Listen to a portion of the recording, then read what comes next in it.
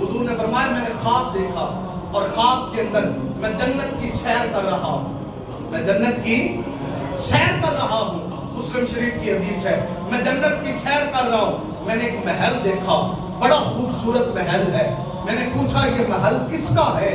انہوں نے کہا یا رسول اللہ یہ محل عمر کا ہے، یہ محل عمر کا ہے۔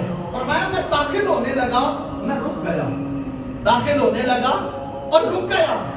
فرمایا یا رسول اللہ آپ رک کیوں گئے؟ عرض کی عمر مجھے حیا آتی ہے، مجھے حیا آتی ہے۔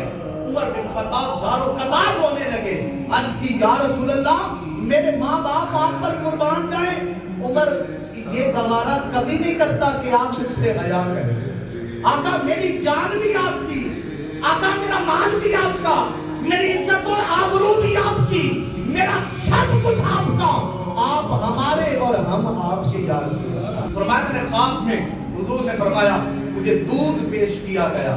کیا پیش کیا گیا؟ دودھ پیش کیا گیا۔ میں نے سیر ہو کے دودھ پیا اور فرمایا جب میں سیر ہو گیا دودھ کم نہ ہوا، میں نے وہ دودھ عمر کو عطا فرمایا، میں نے وہ دودھ کا پیالہ عمر کو عطا فرمایا۔ صحابہ نے پوچھا یا رسول اللہ اس خواب کی کیا تعبیر ہے؟ آقا نے فرمایا لوگوں اس خواب کی تعبیر یہ ہے کہ اللہ عمر کے اندر علم اور حکمت کے سمندر جاری فرما دے گا۔ اللہ اکبر، علم اور حکمت کے سمندر عمر کے اندر جاری فرمائے گا، عمر کی زبان پہ حق جاری ہو جائے گا، عمر کی زبان کمال کو پہنچ جائے گی۔ اور اتنا بڑا شہنشاہ، صحابہ کہتے ہیں ایک دن عمر کو پیاس لگ گئی، عرض کرنے لگا، عمر فرمانے لگے مجھے پانی دیا جائے۔ پانی طلب کیا تو کسی نے شہد دے دیا، شہد دیا۔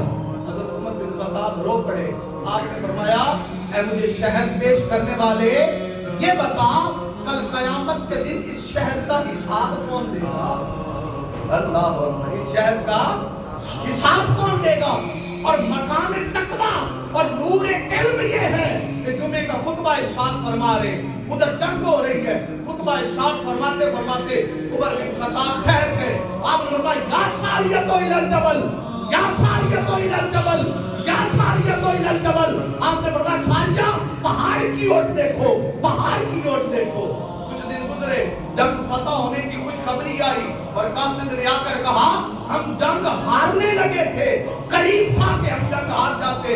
اتنے میں عمر بن خطاب کی جیسی آواز آئی، انہوں نے کہا پہاڑ کو دیکھو، ہم پہاڑ کی جانب ہوئے، رب نے ہمیں فتح عطا فرمایا۔ حضرت علی کرم اللہ وجہ فرماتے مجھے کبھی کبھی اس بات پہ اتنا رشک آتا کہ میں ابو بکر اور عمر کے مقام اور ان کی شان اور عظمت پر رقص گسا ہو جاتا تھا۔ پوچھا یا علی ہو کیا؟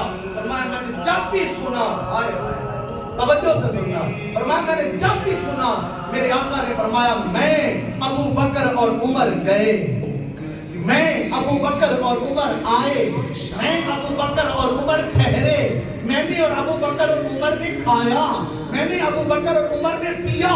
فرمایا جب آپ کا وصال ہوا نا تو مولا علی کرم اللہ وجہ رو پڑے۔ آپ نے فرمایا ہائے عمر مجھے پتا ہے رب تیرا حشر بھی تیرے صاحبوں کے ساتھ